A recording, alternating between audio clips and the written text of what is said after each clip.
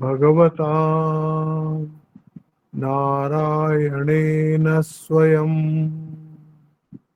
व्यासेन ग्रथितां पुराणमुनिना मध्ये महाभारतम् अद्वैतामृतवर्षिणीं भगवतीम् अष्टादशाध्यायिनीम् अम्ब त्वामनुसन्दधामि भगवद्गीते भवद्वेषिणीम्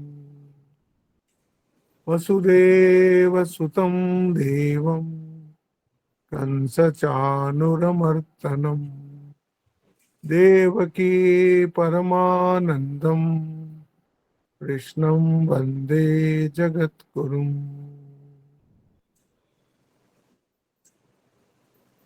আজকে আমরা তৃতীয় অধ্যায়, যেটাকে কর্মযোগ বলা হয়েছে, সেটার উপরে বিচার আরম্ভ করব। এই অধ্যায়টা শুরু হবে অর্জুনের দুটো প্রশ্ন নিয়ে। অর্জুন প্রশ্ন করছেন কেন? অর্জুন প্রশ্ন করছেন কারণ যখন অর্জুনের মনে কনফ্লিক্ট এসছিল আর যখন উনি একদম ভগবানের কাছে পুরো সারেন্ডার হয়ে গেছিলেন, ভগবান প্রথমে কি বললেন? অশোচান অনবশোচস্তম প্রজ্ঞাবাদাংশ ভাষসে গতাসুন অগতাসুনশ্চ নানু শোচন্তি পণ্ডিতা। ওখানেই প্রথম অর্জুন শুনলেন যে আত্মবেত্তা, যে আত্মজ্ঞানী, যে তার শোক হয় না। তার মানে কি হলো? যে সমস্ত আমাদের শোকের মূলে হচ্ছে আমাদের নিজের সম্বন্ধে অজ্ঞান। নিজের সম্বন্ধে অজ্ঞান মানে কি? শাস্ত্র বলছে তুমি তো সচ্চিদানন্দ স্বরূপ, সেটা তোমার সত্যিকারের পরিচয় তো সেইটা। তুমি এর উপরে যেই তুমি উপাধি লাগাও তখনই তোমার এই দুঃখগুলো এসে ধরে, তোমাকে সুখও এসে ধরে সামান্য সামান্য, দুঃখই বেশি এসে ধরে। তো আত্মজ্ঞানী যে হয় না অনুশোচন্তি পণ্ডিতা, পণ্ডিতের মানে করেছে যে আত্মবেত্তা। এইখানে বলে দিলেন যে ignorance is the root cause of all sorrows. তার মানে কি হলো? Knowledge is the main cause of happiness and life without any fear or sorrow. অজ্ঞানের জন্য দুঃখ, জ্ঞানে হবে আনন্দ। সোজা কথা। সেইটাই আবার ভগবান বললেন ওই অধ্যায়েরই শেষ শ্লোকে, এষা ব্রাহ্মী স্থিতি পার্থ নয়নাম প্রাপ্য বিমুহ্যতি সিত্বাস্যামন্তকালেপি ব্রহ্ম নির্বাণমিচ্ছতি। বলে দিলেন যে একবার এই বলে জ্ঞান হয়ে যায়, সে জ্ঞান থেকে তার কখনোই সে সরে যায় না, আর সে নির্বাণ লাভ করে, সে আনন্দ সমুদ্রের মধ্যে ডুবে। তো অর্জুনের তো বুঝলো যে তাহলে তো জ্ঞানকেই উনি মুখ্য করছেন, যে জ্ঞান লাভ না হলে আমি এই দুঃখ থেকে, কনফ্লিক্ট থেকে আমি বেরোতে পারবো না। তাহলে জ্ঞানটাই আমার চাই। জ্ঞানটাই তো ভগবান এখানে এত বেশি করে জ্ঞানকে উচ্চ পদে রাখছেন। আবার মাঝে উনি কর্মের কথাও বলেছেন, হ্যাঁ, কিন্তু উনি বলছেন যে উদ্দেশ্য হচ্ছে এই জ্ঞান লাভ করা। এইখানে এসে গেছে অর্জুনের কনফিউশন। তিনি বলছেন, উনি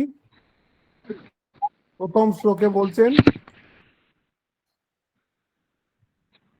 জ্যায়সি চেত কর্মণস্তে মতা বুদ্ধি জনার্দন তৎ কিম কর্মণি ঘোরে মাম योजयसि केशव। ज्यायसि चेत कर्मणस्ते মতা বুদ্ধি জনার্দনা। আপনি তো কর্ম থেকে জ্ঞান যে শ্রেষ্ঠ সেটা আপনিই বলছেন।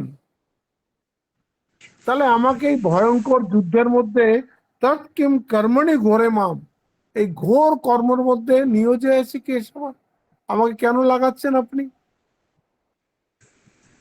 আপনি একদিকে বলছেন যে কর্ম থেকে জ্ঞান শ্রেষ্ঠ, জ্ঞান হলেই মানুষ আনন্দতে চলে যায়, জ্ঞান হলেই মানুষ সমস্ত দুঃখের পারে চলে যায়, তার মানে কর্ম থেকে জ্ঞান শ্রেষ্ঠ। কিন্তু আপনি আমাকে আবার বারবার যুদ্ধ করার জন্য আদেশ দিচ্ছেন, এটা কেন হচ্ছে? এই হচ্ছে তার প্রথম ডাউট। হ্যাঁ, বলছে তুমি আমাকে জ্ঞান ও কর্ম উভয় উপদেশ করিতেছ, আর হিংসা প্রচুর হইলেও স্বধর্ম রক্ষার জন্য যুদ্ধ করা ক্ষত্রিয়ের অবশ্য কর্তব্য। কর্মনিষ্ঠ সম্বন্ধে বলিতেছ, স্বল্পমপস্য ধর্মস্য ত্রায়তে মাহাতো ভয়াত। বলিয়াছ কর্মযোগে অতি অল্প অনুষ্ঠানেও মহাফল লাভ হয়। আবার বলিতেছ রাগ দেশ ত্যাগ করিয়া ইন্দ্রিয় জয় করিয়া সুখ দুঃখে সমভাব রূপ তত্ত্ব জ্ঞানই শ্রেষ্ঠ। ভগবান দুটোই বলেছেন। আত্মার স্বরূপ জানিয়া আত্মা সচ্চিত আনন্দ অনুভব করিয়া আপনার সহিত সচ্চিদানন্দের একত্ব স্থাপন করিতে পারিলেই মৃত্যু সংসার সাগর অতিক্রম করা যায়, নিত্যানন্দে মগ্ন থাকা যায়। জ্ঞানেই যখন মুক্তি, তখন তুমি যুদ্ধাদি ক্রূর কর্মে আমায় নিয়োগ করো কেন? তাহলে কথা হচ্ছে, তাহলে আমি কোন গুরুর কাছে যাই, গুরুর কাছে গিয়ে আত্মজ্ঞান লাভ জন্য পথ জেনে নিই, বা কোনো একটা গুরুকুলে যাই, গুরুকুলে গিয়ে ব্রহ্মচারীর মতন থেকে আর আমি আত্মজ্ঞান লাভ করার চেষ্টা করি। যুদ্ধক্ষেত্রে আমি কি করছি? তবে তুমি তো বলছো যে আত্মজ্ঞানই হচ্ছে এই দুঃখ থেকে বেরোনোর শ্রেষ্ঠ উপায়, আর লাগাচ্ছ আমাকে কর্মে। তারপরেই বলছেন ব্যায়ামি শ্রেয় বাক্যেন, ব্যায়ামি শ্রেণে বাক্যেন বুদ্ধি মোয়াসিব মে। তোমার এই যে উল্টো পাল্টা রকমের কথা, একবার এইটাকে ভালো বলছো, একবার এটা এইরকম বলছে আমার সামনে যেন তুমি একটা 500 টাকার নোট রেখেছো আর একটা 50 টাকার নোট রেখেছো। বলছে দেখো এই 500 টাকার ভ্যালুটা খুব বেশি, আর এই 50 টাকার ভ্যালুটা ওই অনেক কম।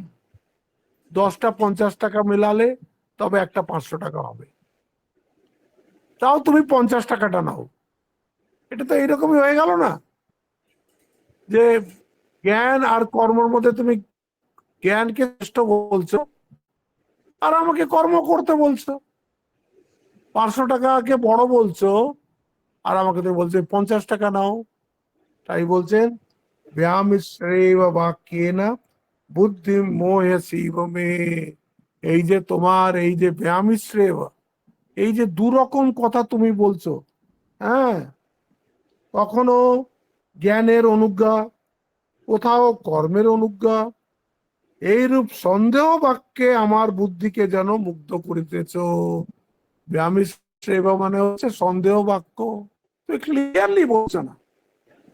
হ্যাঁ, এ তৎ উভয়ের মধ্যে যার দ্বারা আমি শ্রেয় লাভ করিতে পারি সেই একটি নিশ্চয় করিয়া বলো। তদ একম বদ নিশ্চিত্য येन শ্রেয় আহম আপনুয়াম। নিশ্চিত করে বলো যে আমার কোন পথে যাওয়া উচিত। আসলে অর্জুনের ভুলটা কোথায় হয়ে যাচ্ছে জানেন? ও যে কম্পারিজনটা করছে না জ্ঞান আর কর্মের মধ্যে, জ্ঞান আর কর্মের মধ্যে কোনো কম্পারিজন হয় না। কেন হয় না? কম্পারিজন সবসময় সমান সমানের মধ্যে হয়। হ্যাঁ, যেরকম একটা মানুষ অফিসে যাবে,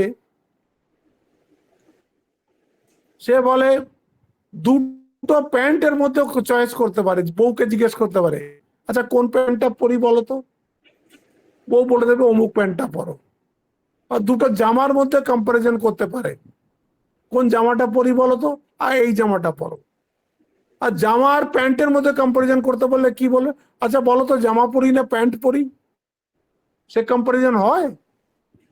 ঠিক এইখানে এইটা হয়ে গেছে অর্জুনের ভুল। অর্জুন এইটা জানে না যে কর্মযোগ করে চিত্ত শুদ্ধি না করলে জ্ঞান যোগের তুমি অধিকারী হবে না। জ্ঞানকে যতই আমি প্রশংসা করি না কেন, জ্ঞান দিয়ে যতই কেননা নির্বাণ লাভ হয় বলি না কেন, কিন্তু ওটা রাস্তা যাবে কর্মের মধ্যে দিয়ে। স্বামীজি বলছেন the road to heaven is through hell. স্বর্গের রাস্তা নরকের মধ্যে দিয়েই যায়। এই যে কর্ম ছেড়ে দেওয়া কোন রকমেই সমীচীন নয়। কর্ম ছেড়ে কর্মহীন হয়ে বসে থাকবো, এটা কখনোই, দেখুন, হ্যাঁ হ্যাঁ, সে আমার হঠাৎ একটা মনে পড়ে গেল একটা খুব আগের একটা হিন্দি গান, जीत लो मन को पढ़कर गीता, मन ही हारा तो क्या जीता, हरे कृष्ण हरे राम, এরকম একটা, जीवन नाम काम है आराम ना करो, राम का नाम बदनाम ना करो।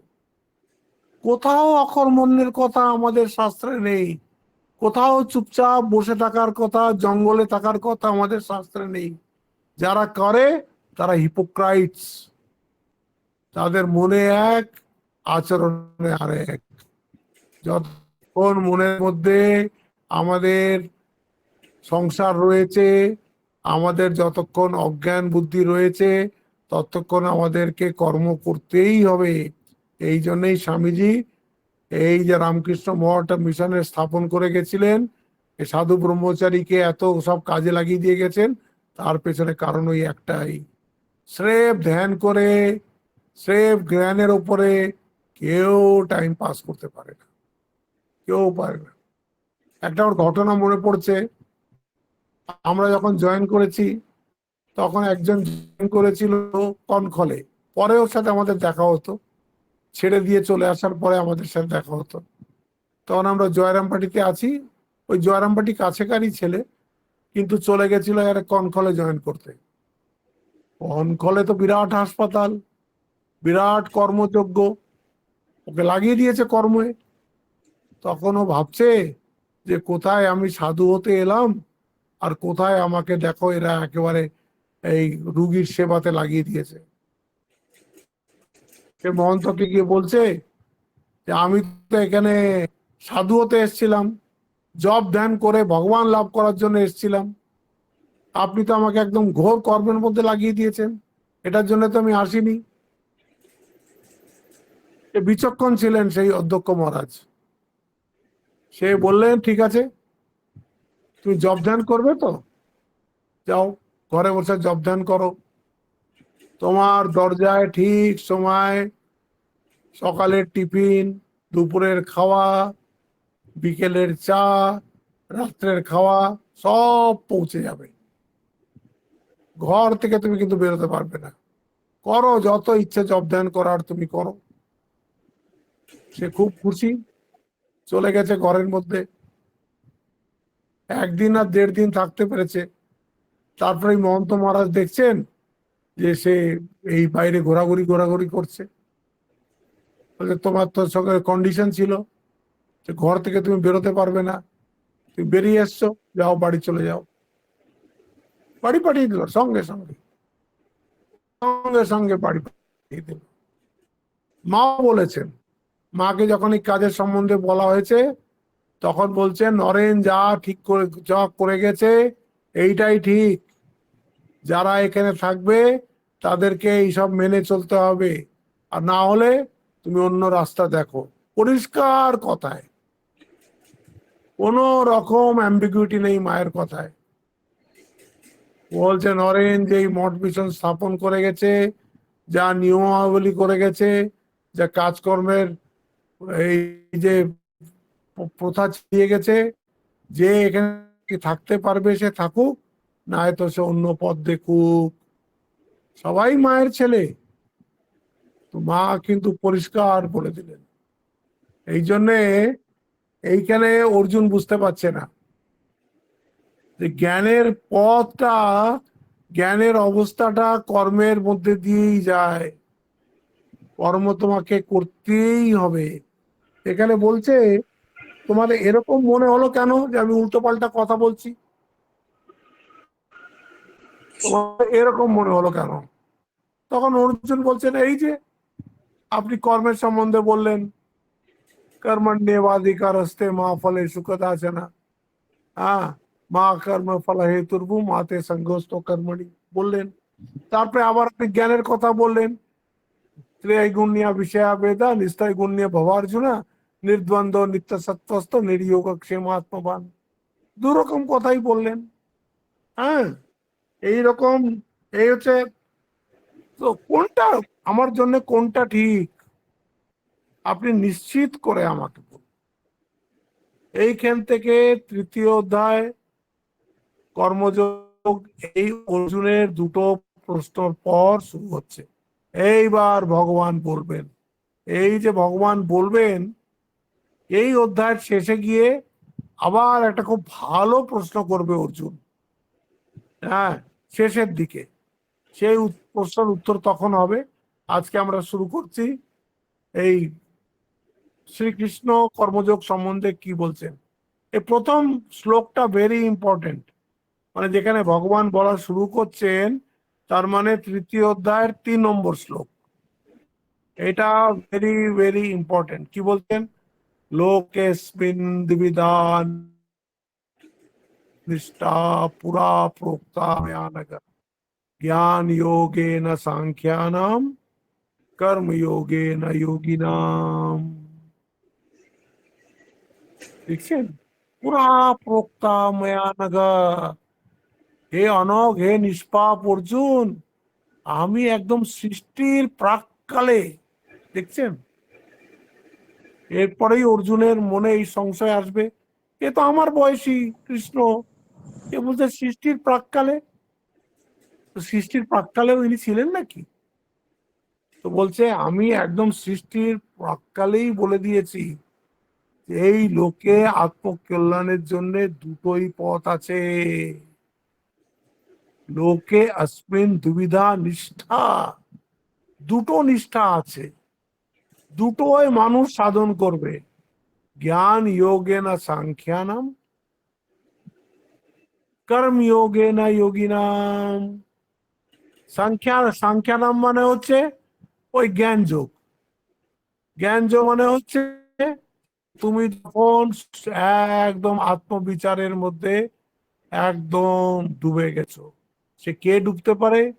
যার মন একদম পরিষ্কার, যে সাধন চতুষ্টয় সম্পন্ন, যে শ্রবণ মনন করে একদম তৈরি হয়ে গেছে নির্দিদাসনের জন্য, সে করতে পারে জ্ঞান যোগে না সাংখ্যানাম। বাকিরা তো পারবে না, বাকিদের মনের মধ্যে তো অনেক বাসনা কামনা আছে, পারবে না। আর কর্ম যোগে না যোগিনাম, যার দেহাত্মবোধ আছে, যার মনে বাসনা আছে, তাদের জন্য আমি বলেছি যে কর্মযোগ। তার মানে যাদের শুদ্ধ চিত্ত তাদের জন্য জ্ঞান যোগ, আর যাদের অশুদ্ধ চিত্ত তাদের জন্য হচ্ছে কর্মযোগ। দেখুন, আর কোন যোগের কথা বললেন না। আপনি বলবেন কই ভক্তির কথা তো বললো না, ধ্যানের কথা তো বললো না, অন্য অন্য কত মন্ত্র যোগ আছে সেটা তো বললো না, লয় যোগ তো সেটা তো বললো না, কত রকম যোগের কথা আমরা শুনি আজকাল বই পড়ে, ওই সেগুলো তো বললো না। বলতে যেটাই করা হচ্ছে সেটাকেই এরা কর্মের মধ্যে ধরেছে। জ্ঞানটা তোমার করার মধ্যে নয়, জ্ঞানটা করার মধ্যে নয়, সেই জ্ঞানটা হচ্ছে একদম চুপচাপ বিচার, মানসিক বিচার। সেখানে আমি বিচার করছি এই ভাব থাকে না।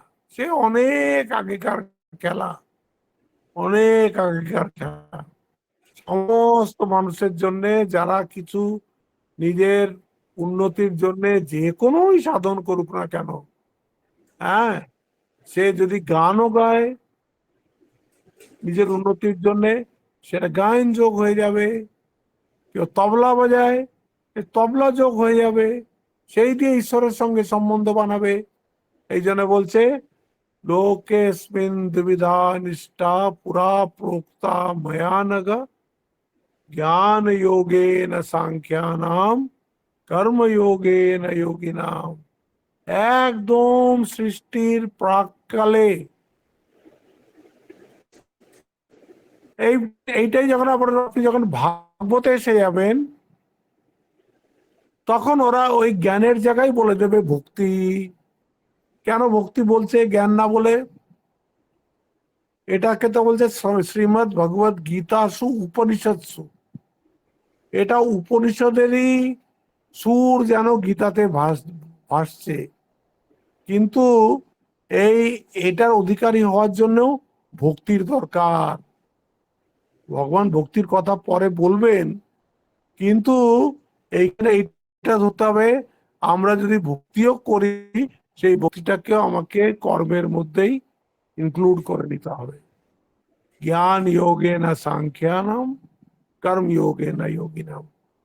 ভক্তির সাথে ভগবানকে ডাকতে ডাকতে ওই জ্ঞানেই পৌঁছাবো। আসবে এটা আগে, এই সব শ্লোক আসবে। জ্ঞান আর কি বলে ভক্তি দুটো আলাদা নয়, একই। জ্ঞানও যেখানে পৌঁছবে, ভক্তিও সেখানে পৌঁছবে, একই জায়গায় পৌঁছবে। হ্যাঁ, ইভেন বলবেন যে কর্ম সেইখানে পৌঁছবে, কর্মও গিয়ে সেইখানে পৌঁছবে। কিন্তু অধিকারী ভেদে আমাদেরকে সবাইকে ভগবানের আদেশ কর্ম করতে হবে। লোকে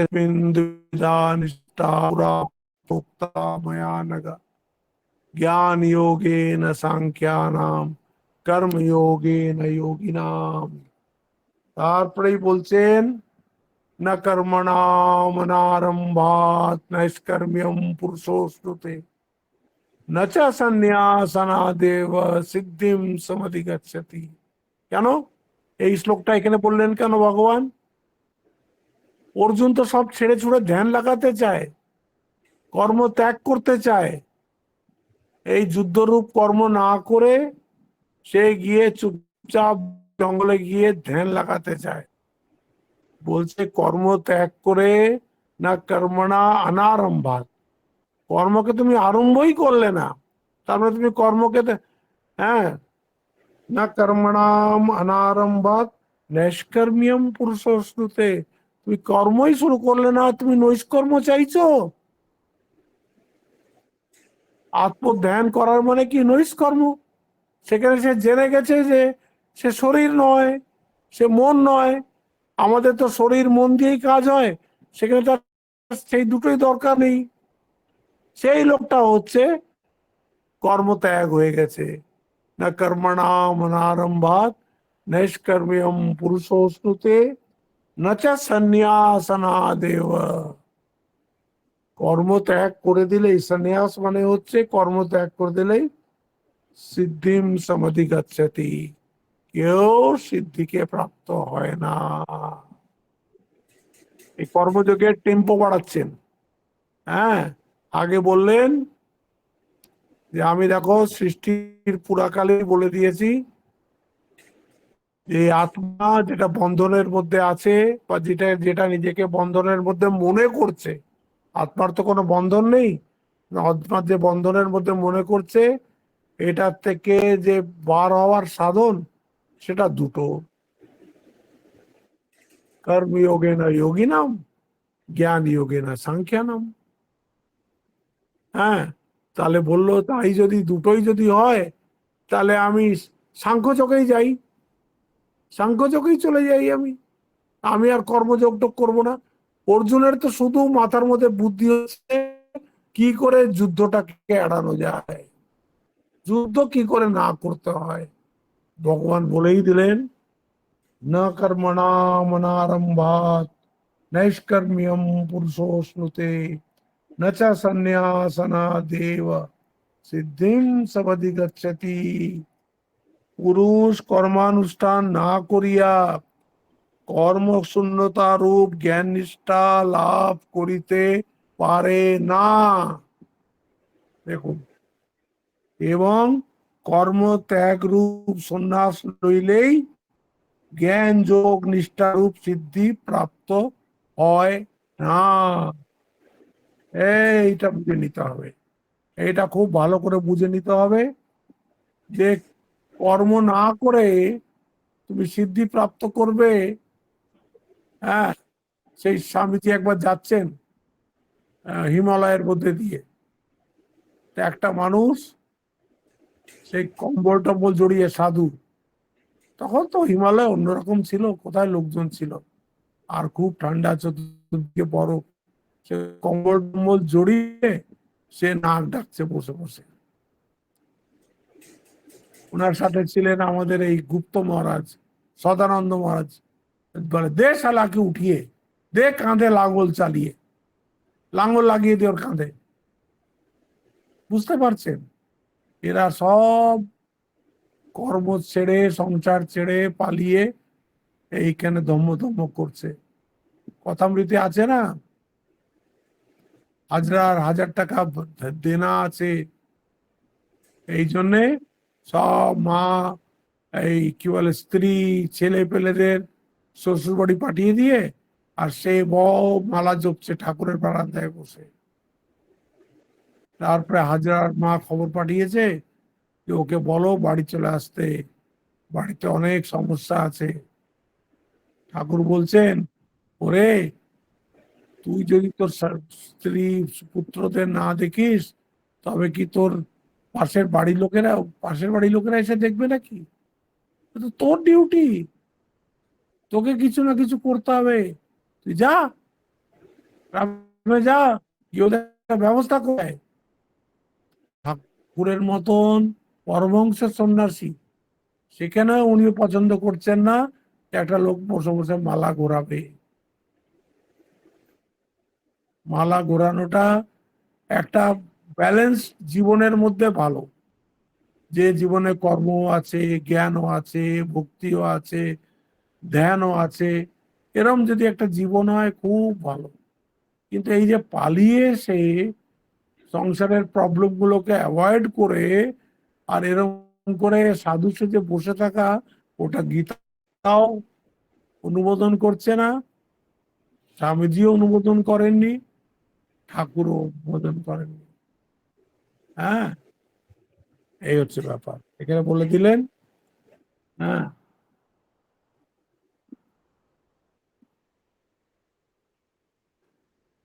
ভগবান বলছেন, তুমি দেখো না কেন, লোকে কত পড়ে, কত লেখে, কিন্তু জ্ঞানী কই? দেখছেন, বৈরাগ্যবান কই?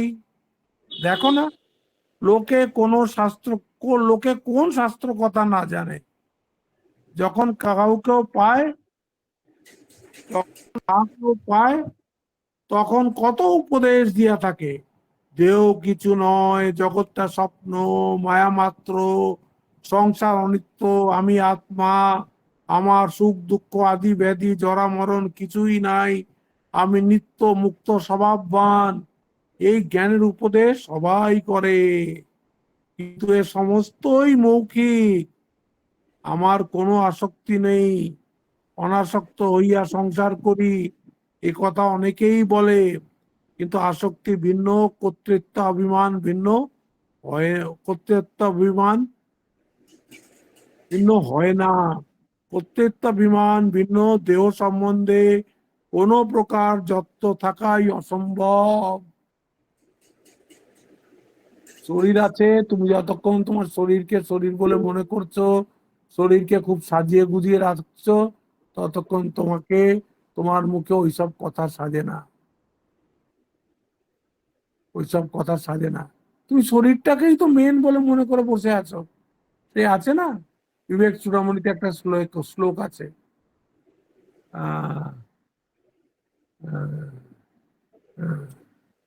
शरीर पोषणार्थी सन या आत्मानं दिदीक्षति ग्राहम दारु दिया धृत्वा नदीम तत्तुम सइच्छति। একটা মানুষ সবসময় শরীরের পোষণ নিয়েই ব্যস্ত, কারণ সে জানে সে শরীর, এই শরীরকেই নানান রকম ভোগ দেওয়ার জন্যই সে সবসময় ব্যস্ত। শরীর পোষণার্থী সন, আবার অথচ ইয়া আত্মা দিদীক্ষতি, আবার আত্মাকেও সে দেখতে চায়, আত্মাকেও সে জানতে চায়। গ্রাহম দারু ধিয়া ধৃত্বা নদীম তর্তুম স ইচ্ছতি। বলছে এটা এইরকমই, কোন একটা মানুষ একটা বিরাট কুমিরকে একটা কাঠের একটা বড় লগ মনে করে তাতে বসে নদী ক্রস করার চেষ্টা করছে।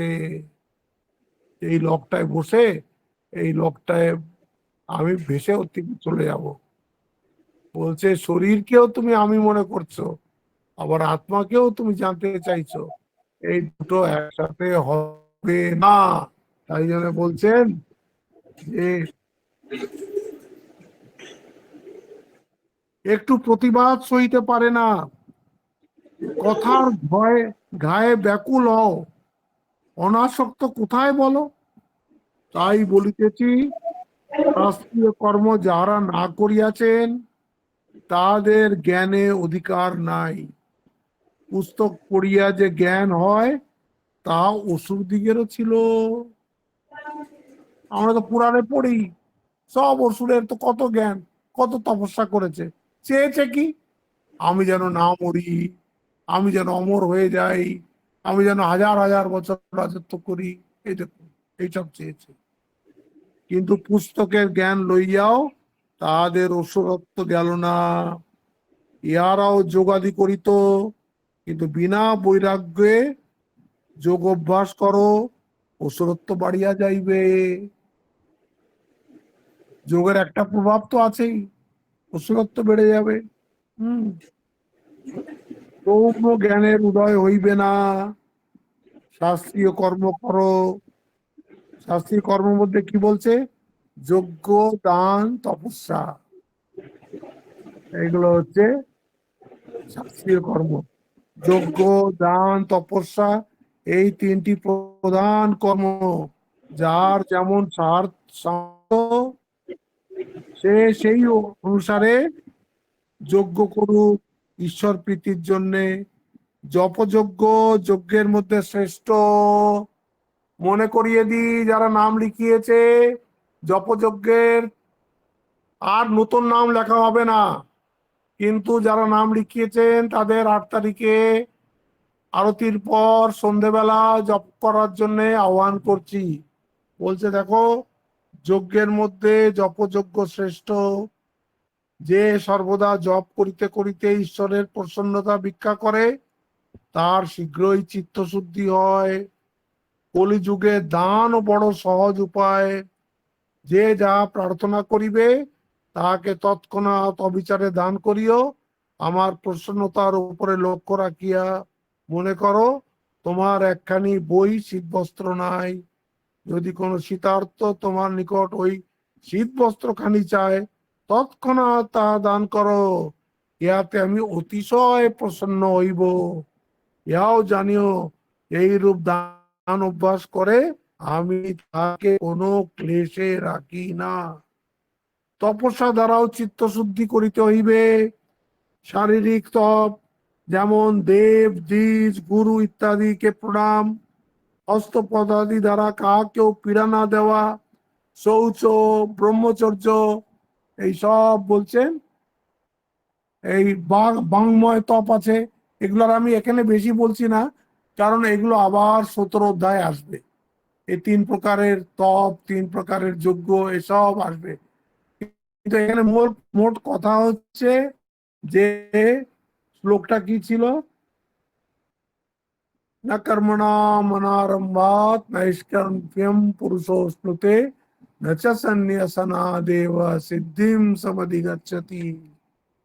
পুরুষ কর্মানুষ্ঠান না করিয়া কর্মশূন্যতা রূপ জ্ঞান নিষ্ঠা লাভ করিতে পারে না, এবং কর্মত্যাগ রূপ সন্ন্যাস রইলেই জ্ঞান যোগ নিষ্ঠারূপ সিদ্ধি প্রাপ্ত হয় না। কর্ম সন্ন্যাস বলে আমি কর্ম ছেড়ে দিলাম, কেউ এক প্রকার সন্ন্যাস আছে। পঞ্চম অধ্যায় ওটা নিয়েই আসবে। পঞ্চম অধ্যায়টার নামই হচ্ছে কর্ম সন্ন্যাস যোগ। হ্যাঁ, চতুর্থ অধ্যায় তো আসবে যে কাজ করো কিন্তু অ্যাটাচ হয়েও না, আনঅ্যাটাচড ওয়ার্ক করো। চতুর্থ অধ্যায় আসবে, তৃতীয় অধ্যায় আসবে, কিন্তু পঞ্চম অধ্যায় আসবে সেখানে কর্ম সন্ন্যাস হয়ে যাচ্ছে, সেখানে তার কোনো কর্ম করার দরকার নেই। হ্যাঁ, তো সে তখন আসবে, সেই অবস্থায় এলে দেখা যাবে যতক্ষণ আমাদের দেহাদি বুদ্ধি আছে, যতক্ষণ আমার শরীরে আমি বুদ্ধি আছে, আমি কাজ করছি, আমি চলছি, আমি বলছি, আমি দিচ্ছি, আমি নিচ্ছি, যতক্ষণ আমি বোধ আছে ততক্ষণ নিষ্কাম কর্ম করতে হবে প্রভুর জন্য। যজ্ঞ, দান, তপস্যা ইত্যাদি এই সব যে শাস্ত্রে যেসব কর্মের কথা লেখা আছে এইগুলো যেন করতে হয়, এগুলো থেকে যেন মানুষ এদিক ওদিক না যায়। যজ্ঞ বলতে জপযজ্ঞ করো, হ্যাঁ, তারপরে দান, নিজের যে তুমি আয় করছো তার কিছুটা ভালো কাজে লাগাও। তপস্যা, শরীরটাকে একটু ক্লেশ দেওয়ার চেষ্টা করো। এগুলো না করলে তুমি আধ্যাত্মিকভাবে উন্নতি করবে কি করে? সেই বলে ভগবান বলছেন যে ওইভাবে চুপচাপ বসে থাকলে, কর্মত্যাগ বললে কর্মত্যাগ হয় না। মনের মধ্যে তো বাজার বসিয়ে বসে আছো। আমরা তো সবাই দেখছি, আমরা যখন জব করতে বসি তখন মনের কি অবস্থা। অবস্থা কি বলবো, ওটাকে দুরবস্থাই বলতে হয়, আমরা সবাই জানি সেইটা। তাও বলছে এটাও নিষ্কাম ভাবে করতে হবে। নিষ্কাম ভাবে এই জপযজ্ঞ রূপ অনুষ্ঠানও করে যেতে হবে, এভাবে অন্য অন্য অনুষ্ঠানও করে যেতে হবে। আজকে আমরা এইখানেই শেষ করছি।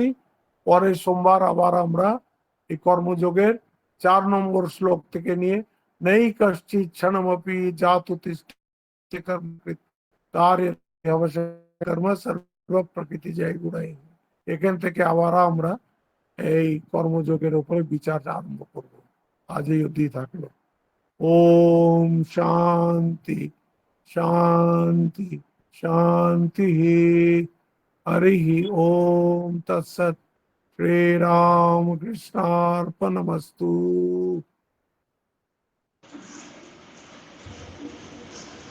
प्रणाम मेरे महाराज। प्रणाम महाराज।